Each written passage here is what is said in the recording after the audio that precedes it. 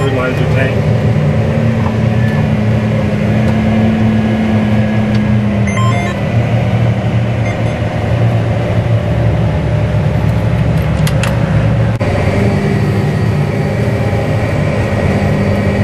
Well, as you can see now, more seagulls have found us. They're all over now.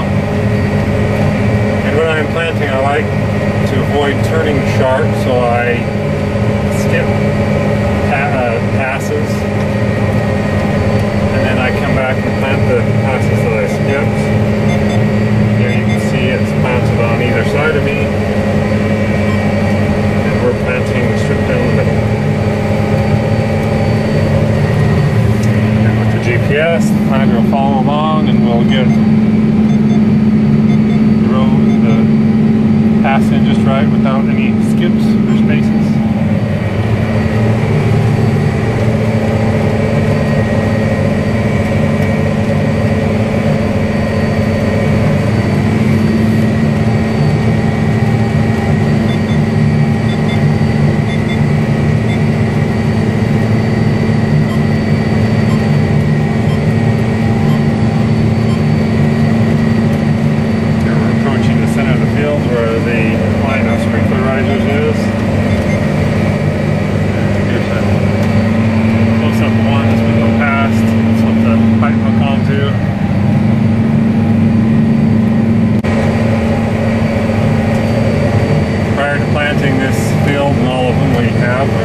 With manure. You can see here the dried straw manure on top has been worked in.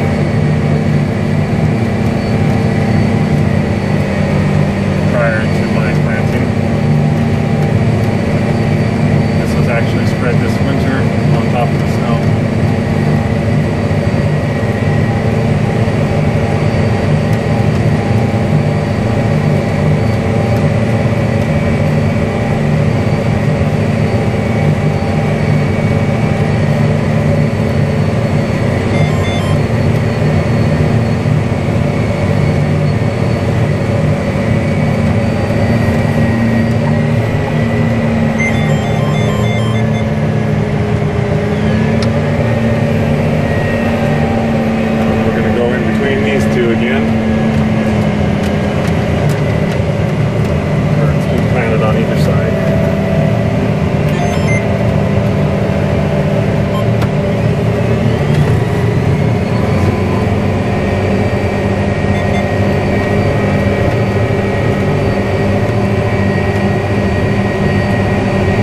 Also computer controlled such that it gives just the right amount of RPM and fuel to keep it going at the speed that you have it preset at.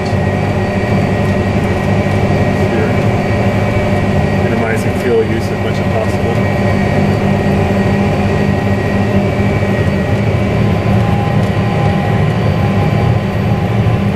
There in the distance you can see a couple of center pivot irrigation systems that are back to back. One's ours, one's a neighbor's.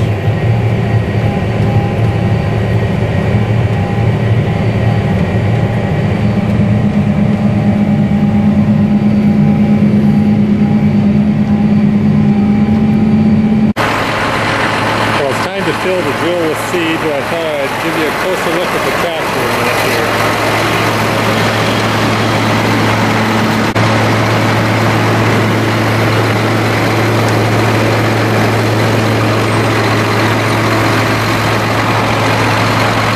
Radiator and oil cooler and the air conditioning cooler and the intercooler and the turbocharger.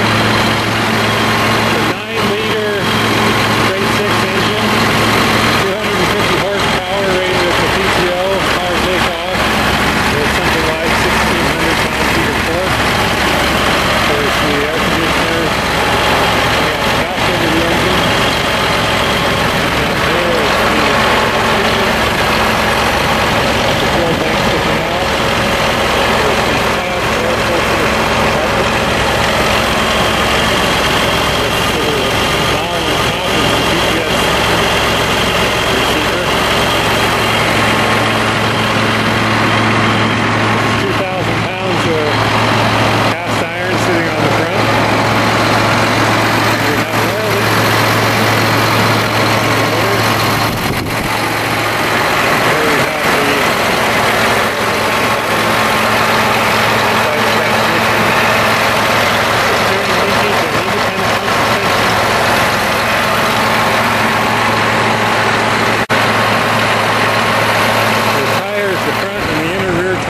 filled with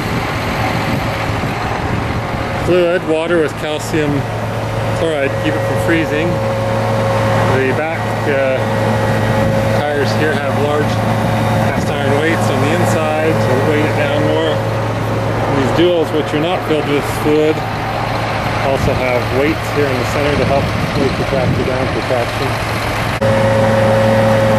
Here on the back we have the power takeoff unit, which would run some pieces of equipment. We have the hydraulic hose connections for all the hydraulic rams.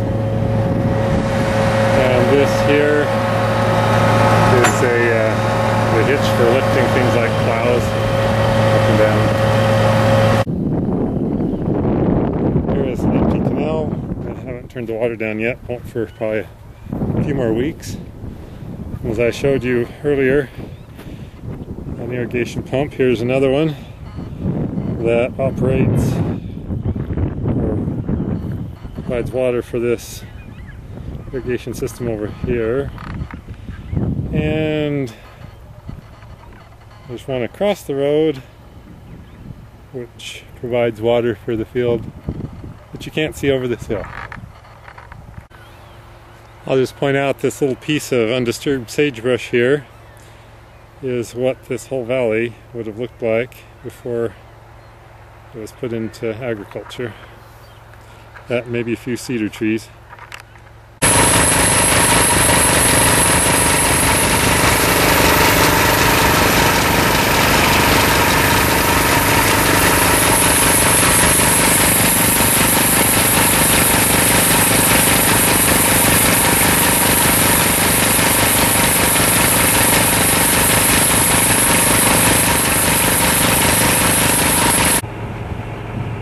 Well, this is hard red spring wheat, but of course red wheat really isn't this red.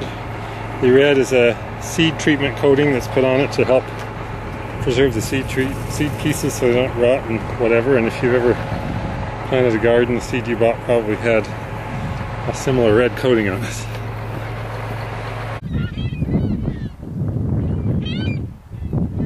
Thought I'd give a little tour of the area. Right there you can see in the center of the frame potato cellar, which I've videotaped before.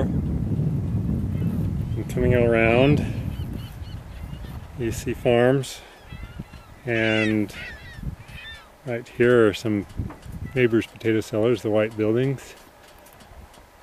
And around here, there's an old A-frame potato cellar. Right in here with this large smokestack is the Shelley Sugar Factory, which is not operated in my lifetime. And this white building here is a honey farm. And in the picture here is a cinderblock building, which is a potato dehydrator, which is shut down because it's normally got steam pumping out of it. And we have a large white roof here, which is Shelley High School. Here we have an old, no longer used dairy. And we come back around to where we started. Now, I drive Corvettes, but this is my sister's car. It's a Firebird Trans Am.